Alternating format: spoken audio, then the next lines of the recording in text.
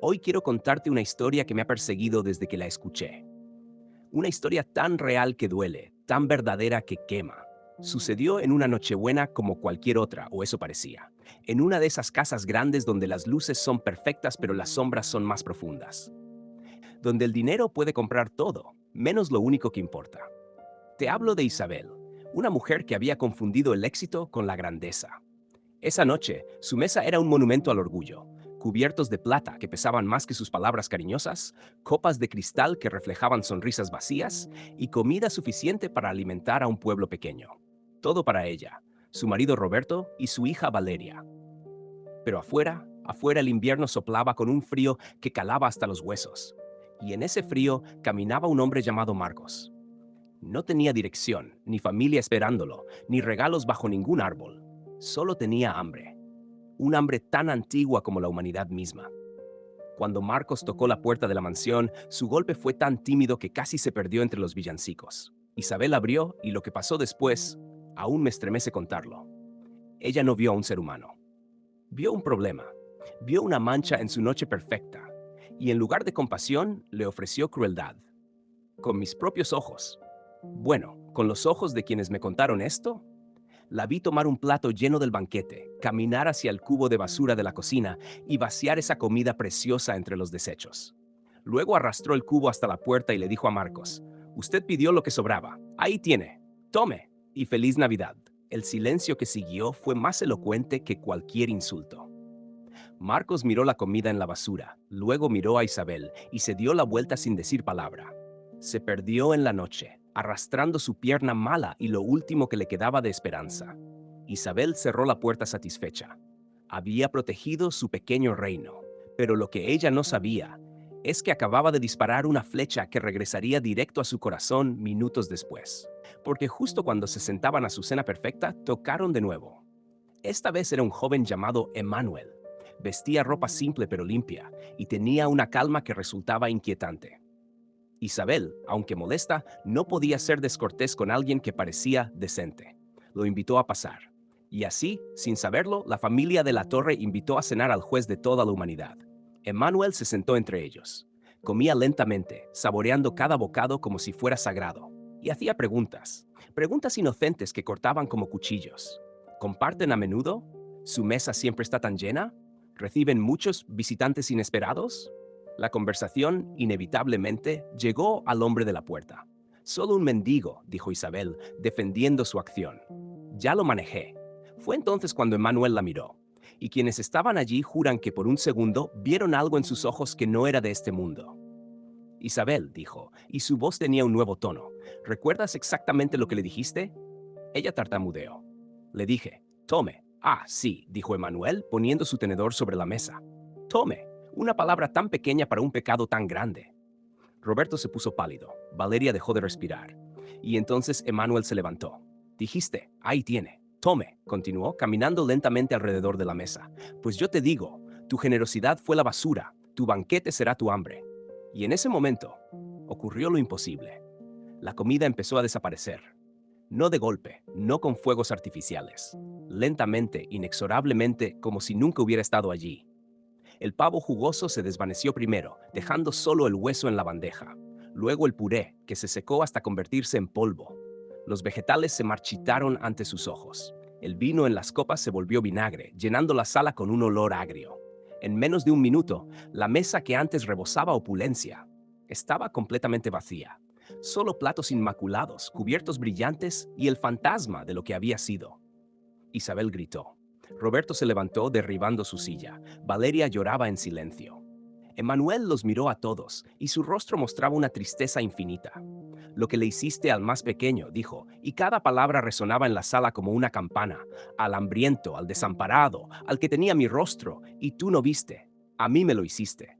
La revelación cayó sobre ellos como un mazo. No hacía falta que dijera su nombre. Ya lo sabían. La cena que ofreciste, continuó, señalando hacia la cocina, está en la basura. Esa será tu comida esta noche. La comerás y recordarás el sabor de tu elección.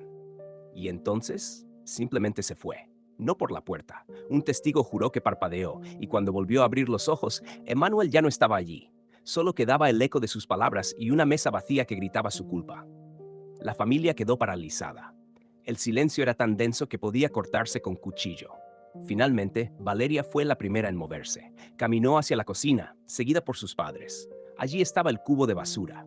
Con manos temblorosas miraron dentro y vieron algo que los dejó sin aliento. La comida que Isabel había botado estaba intacta. No como un revoltijo desordenado, sino servida en un plato simple, humeante, como recién preparada. El mismo pavo, el mismo puré, los mismos vegetales. Pero ahora parecía diferente, sagrada. Isabel cayó de rodillas y rompió en llanto por primera vez en años. No eran lágrimas de rabia o frustración. Eran lágrimas de arrepentimiento verdadero que lavaban años de orgullo acumulado. Esa noche, me contó alguien que lo supo después, la familia más rica del barrio cenó en el suelo de la cocina, compartiendo un solo plato de comida que había sido despreciada y milagrosamente restaurada. Y mientras comían, algo cambió dentro de ellos. Algo se quebró para siempre y algo nació en su lugar. Pero la historia no termina aquí, porque después de esa cena humilde, Valeria miró a sus padres y dijo las palabras que cambiarían todo. Tenemos que encontrarlo. Tenemos que encontrar a Marcos. Y salieron a la noche fría a buscar al hombre que habían despreciado, sin saber que la segunda parte de su milagro estaba a punto de comenzar. Cuando dejamos a la familia de la Torre, estaban saliendo a la noche más fría del año, buscando a un hombre cuyo nombre apenas sabían. Isabel, con sus zapatos de diseñador hundiéndose en la nieve, gritaba «¡Marcos!» con una voz rota por el llanto. Roberto la sostenía, él mismo temblando no por el frío, sino por la emoción.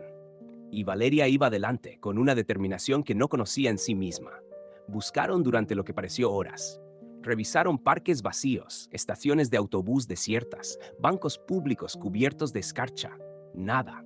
Estaban a punto de rendirse, de regresar a esa casa que ahora les parecía una cárcel dorada, cuando Valeria vio una luz tenue al final de un callejón. Era una pequeña iglesia, de esas viejas, de piedra, que parecen sacadas de otro tiempo. La puerta estaba entreabierta, y de ella salía un resplandor cálido, diferente a las luces frías de la calle. «Allá», dijo Valeria. Entraron.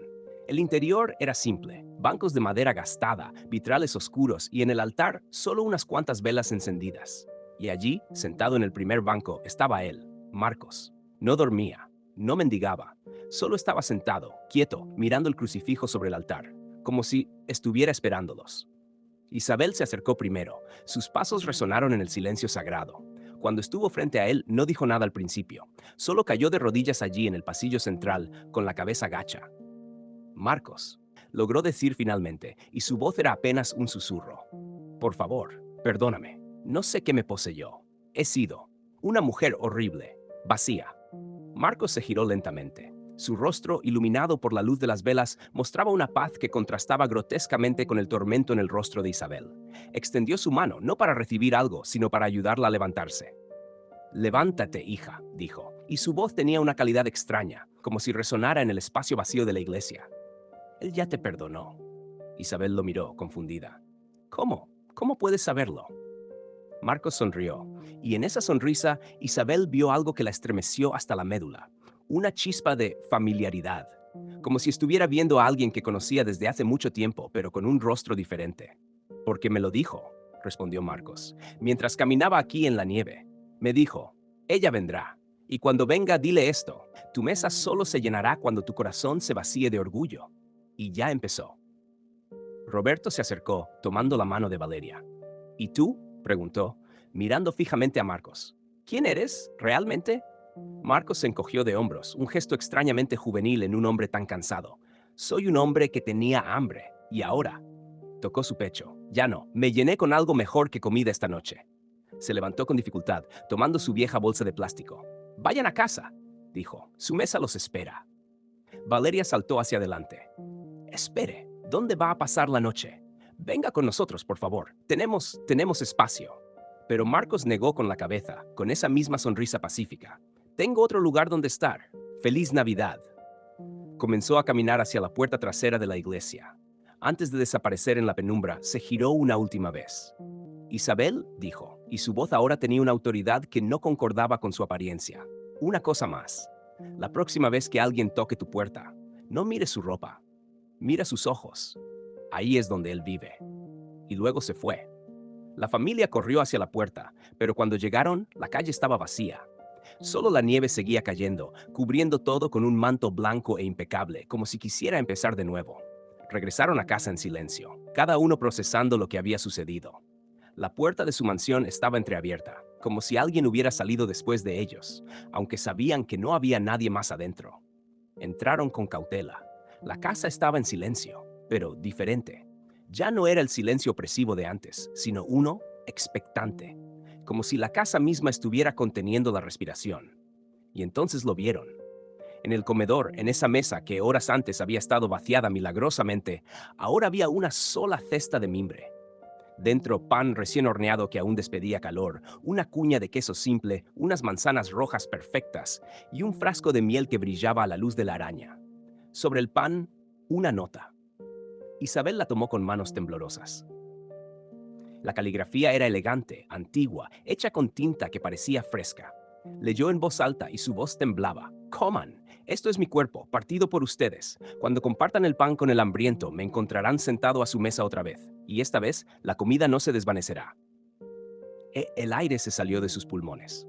La Emmanuel. Isabel partió el pan, no con el cuchillo especial para pan, sino con sus propias manos. Lo dividió en 4 pedazos. Le dio el primero a Valeria, el segundo a Roberto, se quedó el tercero, y colocó el cuarto pedazo en el plato vacío que estaba en el lugar donde Manuel se había sentado. ¿Para quién es ese pedazo?, preguntó Roberto. Isabel miró la puerta principal, y por primera vez en años, su sonrisa fue genuina, sin cálculo, sin pretensiones. Para el próximo que toque la puerta, se sentaron, comieron el pan y el queso en silencio. No hubo fotos. No hubo conversaciones vacías, solo el sonido de masticar y el sonido de una familia que por primera vez en mucho tiempo estaba realmente junta. Mientras comían, Valeria miró por la ventana y juró por el resto de su vida que vio una figura parada en el jardín, observando la escena. Una figura que no sonreía, pero cuyos ojos brillaban con algo que podría ser esperanza.